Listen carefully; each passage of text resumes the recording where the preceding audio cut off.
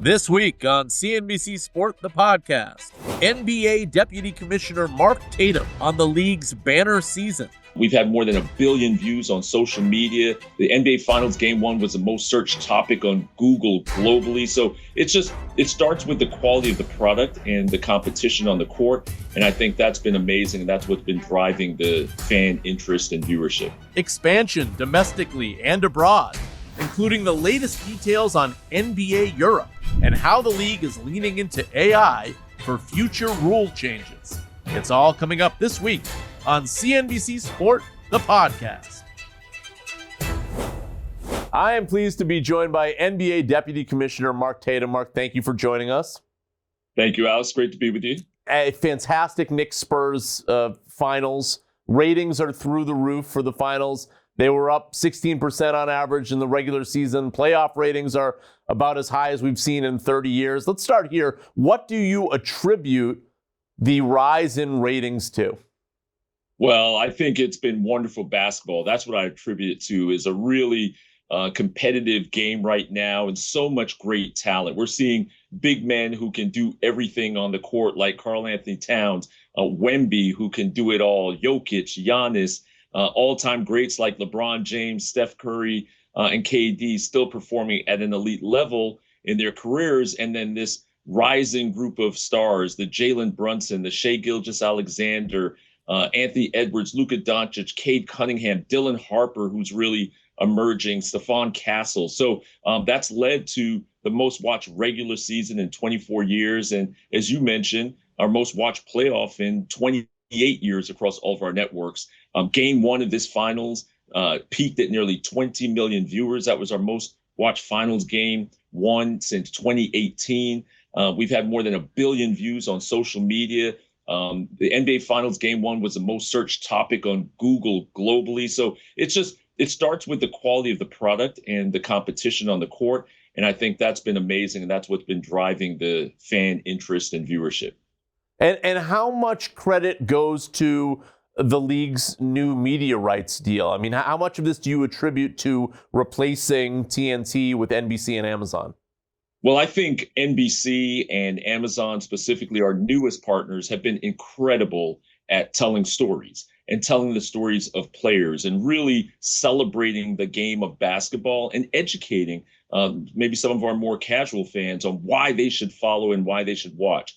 I think ABC and ESPN, who has returned as our partner, continues to do a wonderful job of that as well. You know, they do a great job of cross-promoting these finals. And so I think it's a combination of all those different partners who are doing a wonderful job of telling the great stories that are in the NBA today.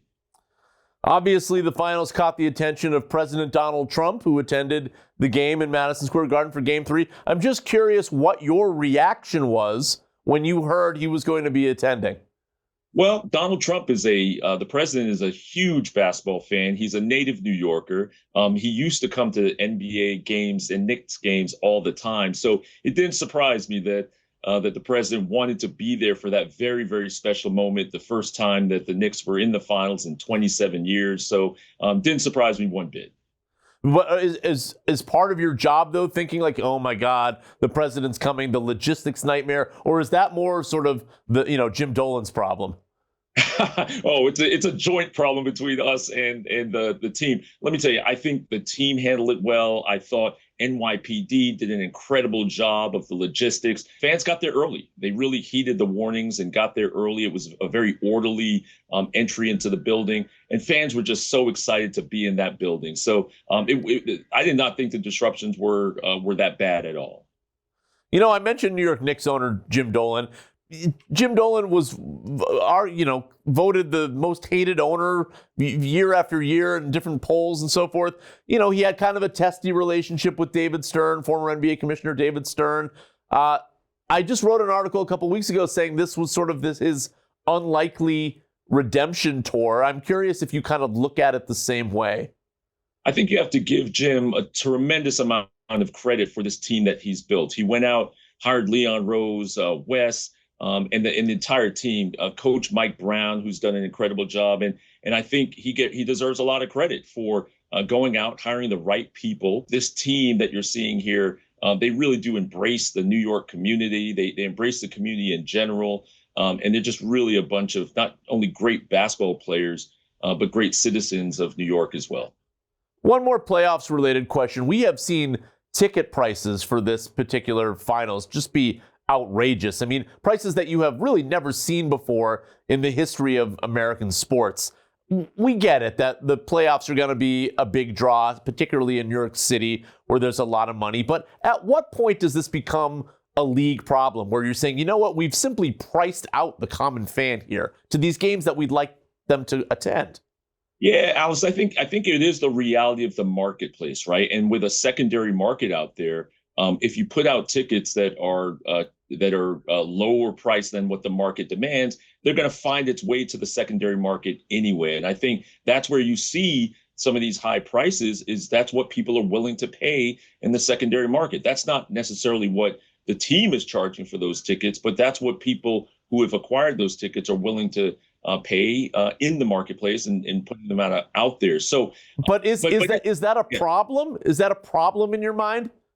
Well, I think it's something that I think all sports organizations and sports leagues need to look at. And one of the things I'd say, there are a couple of things that we're doing. One is the Knicks are actually contributing a ton of tickets in the community through community organizations and their Garden of Dreams Foundation, where they're making hundreds of tickets available to those community organizations to give more people access to these games. We're also making sure that our games are widely distributed on over-the-air networks. ABC on free television, fans can experience those games. There's only 19,000 people that can come into any arena. So by definition, there's going to be millions and millions and millions, tens of millions of people who will not be able to experience in person. We're trying to make sure that the game is as accessible to as many people as possible. I know international expansion has been top of mind for you in particular.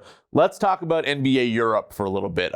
Where are we in that process now? I know bids are due at the end of the month. At what point do you plan on revealing, okay, these are going to be the winning bids and these are going to be the cities where these NBA Europe teams are located? Yeah, we've identified the cities where these teams are going to be located, and we've identified 12 cities, the biggest cities across Europe. And what I would say is there's such a huge opportunity, Alex, for European basketball. It's the number 2 sport in Europe. Yes, it gets less than 1% of the commercial market share there. And so there's a huge opportunity gap between the affinity for the game of basketball and the opportunity that we see to align the basketball ecosystem to engage more fans. We've got some close to 300 million fans of basketball across the continent.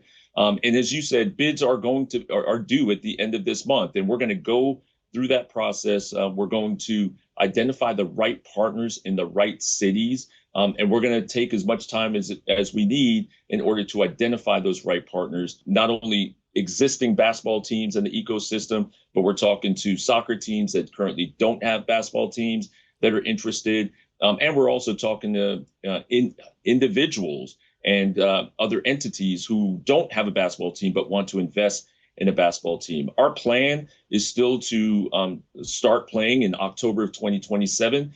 So we're on a very, very quick timeline here to try to get all that wrapped up in the next 60 to 90 days or so. As you evaluate these bids, what are you looking for? What makes a desirable NBA Europe owner? I think it's a commitment to a particular market. We're looking for great operators. We're looking for people who are going to invest in infrastructure.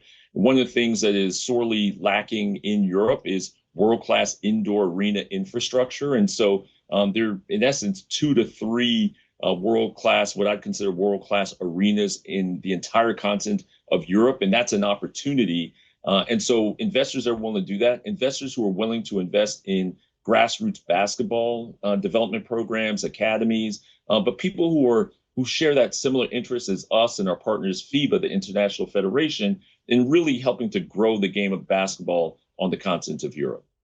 And how are you thinking about the league working in terms of how it functions with the NBA? In your mind, ideally, is this something where you actually have NBA teams traveling to Europe to play against the NBA Europe teams? And by the way, if that is conceivably part of this, Do you think the reaction among your NBA players will be positive to taking maybe more frequent long trips over to Europe? Yeah, I think we're still working through what the interaction is going to be between NBA clubs and NBA Europe League clubs. I will say this: the NBA Europe League will be the best basketball competition on the continent of Europe, and we have no doubt about that. I'd say the level right now of competition is very, very high. There are some over 120 players currently playing in the top tier league there today that have NBA experience. So it's going to be a high level of competition. Our players love going to Europe. As you know, we played regular season games now for quite some time in London, in Paris. Last year, we played for the first time regular season games in Berlin, and the response there was incredible. We've announced that we're playing next year regular season games in Paris and Manchester. So our players are, by the way, half of our international players, so 60 of our 450 players, and we have 120 international players, 60 of which are European, including some of our best players like Giannis and Jokic and Doncic and Victor, of course. So they love going back and playing at home. I could see, Alex, an evolution again of where certainly in the short term, we could have NBA teams going over and playing Europe League teams in the preseason, as an example. And we used to do that many years ago, playing the top European teams. But that could happen in the short term. And then over time, potentially having those Europe teams coming in and participating in our NBA Cup. In our Emirates Cup, as an example. So lots of different iterations, but we're still working through all of that now. You're also looking for new ownership partners in NBA Africa. Give me the pitch there. If I'm an investor and I'm watching this show right now, what's desirable about owning an NBA Africa team? Well, let me tell you a little bit about the continent of Africa. 11 of the top 20 fastest growing economies in the world are in Africa. And Africa is expected to account for more than 40% of the world's youth in the next 5 years. The Basketball Africa League has been operating for the 6th season. This year, we set a record in terms of attendance. We set a record in terms of viewership, merchandise sales, social media engagement. The BAL in those last 6 seasons has contributed more than $250 million to Africa's GDP. That number is expected to grow to $5.4 billion by 2034. And we've created nearly 37,000 jobs, that are linked to the BAL. That's expected to grow to more than 650,000 in the next decade. So what I would say to those investors is, what a great market opportunity. Basketball is now turning into a business and creating jobs and economic growth. And now is the opportunity to get in at the ground level and take advantage of that growth. Think about the WNBA over the last 3 decades or so, where teams are now valued at $1 billion, and the growth and the evolution. We don't think it'll take that long in Africa. We think that our horizon is going to be quicker than that. But that's the kind of potential and opportunity that's out there, and that's why I think people are looking at getting in on the ground floor today. And so just to give people a sense, when we talk about ground floor, what's your sense of value for one of those teams today? I think the market's going to decide that. We are engaging very much with a ton of investors. There's an incredible amount of interest, again, from existing basketball teams, from some soccer teams who actually want to invest in basketball, and other individuals that are interested in basketball. So the market will decide that, and we haven't set a price there. One more NBA Europe question. Where are you in terms of choosing a media partner? Are you thinking about potentially one of the big global media partners for the NBA Europe games? We're having conversations with a ton of people, including, yes, some of the big global streaming partners. And so I will tell you, there has been an incredible amount of inbound interest on taking those games and distributing them, not only throughout Europe, but globally. And I think that's what's going to be so compelling about this, is that this will be a league, just like the NBA is a North America based product and league. However, it's relevant and broadcast globally. We think we're going to create that in Europe, where it will be a European-based league, but there will be global interest here in North America, interest in Asia and Africa. Given some of the brands and the investors and partners that we're talking to, we have no doubt that it will create some global interest there, and therefore media partners are very interested in carrying that content. You've talked about, Commissioner Adam Silver has talked about how domestic expansion, you're targeting 2 new cities, Las Vegas and Seattle. You've said, look, there may be teams that find their way into both markets. It's possible maybe it's just one of those 2 markets, depending on how these talks play out. I'm curious, if it is just one, what would be the next city where you'd look to expand? If it is just one out of the 2? Yeah. But by the way, it may be neither, right? I mean, I think what we said is we're going to go through this process of identifying the level of interest and whether or not it makes sense to expand into 1 or 2 or neither of these markets. And so we're evaluating a lot of different things. We're having great conversations in the marketplace to engage investor interest. I will tell you the investor interest has been very, very high. So we've been very pleased with that. But there's a lot of different things. What's the arena plan and the infrastructure plan? We know that these cities, we have a good sense that these cities can support an NBA franchise, and that we have to look at the commercial opportunities there and the corporate opportunities. So, but right now our focus is on Las Vegas and Seattle to determine if those markets, either 1 or 2 or neither of them, can make sense for a franchise. Just to be clear, though, do you have a next up list?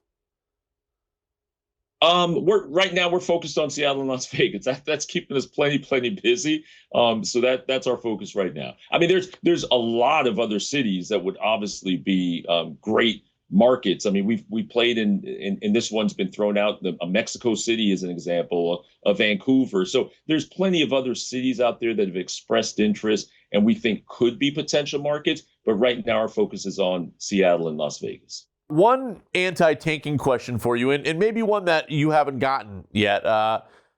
Clearly the attention has been on redoing the way the draft works. But I spoke with a couple ownership groups, and they shared sort of a common concern, which was that if you take away the ability of a team to rebuild by tanking, in essence, and sort of guaranteeing themselves at least a low pick, that you should also tweak other rules, such as state taxes, that give some cities an advantage over others when it comes to free agency, making certain places more desirable to play than others. Is there anything the league can do about that? Well, look, I think we're always looking at things to make this league better. The whole purpose here of this 3-2-1 proposal was to truly take away the incentive, any incentive to lose games, right, and to try to give the teams as much incentive as possible to win games. And we think that this 3-2-1 system does exactly that. We're pretty confident that it's going to address those changes. 70% of the lottery odds will still be distributed to the bottom 10 teams. And so even though there may be a little bit more potential for randomness, teams will still have the tools that they have available, either through the draft and the draft lottery or through trades. I mean, if you think about the way that the New York Knicks were constructed, and there's pretty high tax rates in New York as well, but through free agency, through trades,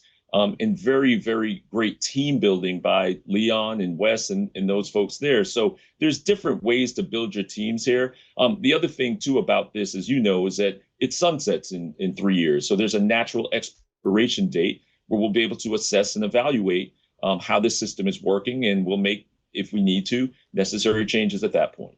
I have a question for you about the ongoing aspiration lawsuit. Clearly, you're not going to talk about the details of that, and I know that the lawsuit is ongoing. My question is more process-oriented. In other words, there's a law firm that's looking into this right now and is going to come back to you with kind of its assessment of whether or not the Clippers did anything wrong or Steve Ballmer did anything wrong. My guess is that the evidence is going to be somewhat convoluted, and it's going to be up to the league office to determine what the punishment should be, if any. And I'm curious what your standard is. In other words, do you use sort of like a generic legal standard? Are you looking for beyond a reasonable doubt? Like, how do you assess this evidence, which again, I assume won't be dramatically clear cut, to figure out, okay, this is the right punishment here? Yeah, again, I can't speak to, there's an ongoing investigation there. I'd say we have a lot of experience doing this. The law firm that we've chosen, we've worked with very closely before, and they're going to report their findings, and we're going to assess it and evaluate it and come to a proper determination at that point. Despite the big ratings this season, there was a time in the middle of the season that the league drew some criticism, particularly from Bill Simmons, about regular season games maybe not sort of dragging or with lots of players being out and injured. And he suggested that the solution was to shorten the regular season. And I'm curious, could there ever be a day where the NBA would decide, you know what, it makes sense to lop off 5 or 10 games in the regular season?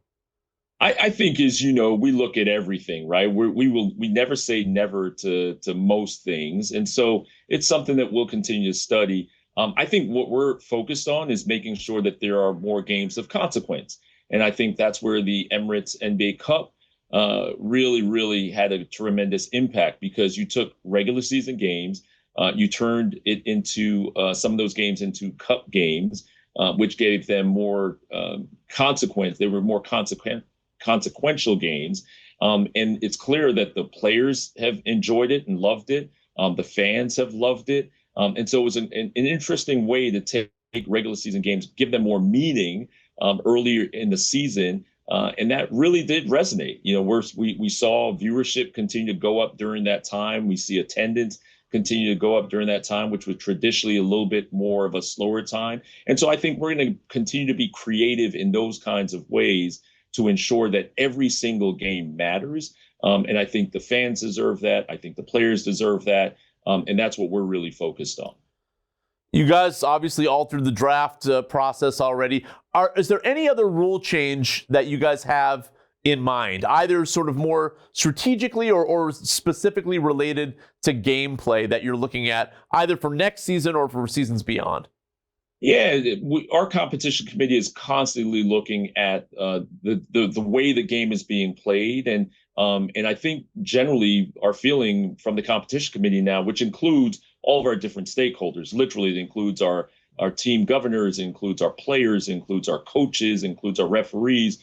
People are feeling really good about the state of the game right now, but we'll continue to look at ways that we can make it better in the future. But nothing jumps out to you as something specifically that you may want to tweak. I think one of the things that we're looking at is advancements in technology, AI, in helping the assistants, helping the referees, assisting them with some of the play calling. So I think you'll see some more of that. We're doing some testing with different technologies at Summer League, and we'll continue to do that. So I think those are the things that we're really focused on right now. But as I said, and we're not afraid to make changes pretty quickly, too, if we identify something that needs to be addressed.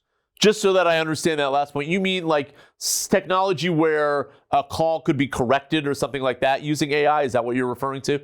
That's right. We're already using AI technology now to look at goaltending calls, whether the ball was in the rim, in the cylinder, whether it was continuing on its trajectory up or downward. So you'll see more uses of technology and AI in that way to help assist and make sure that to help us get to the right calls on the court.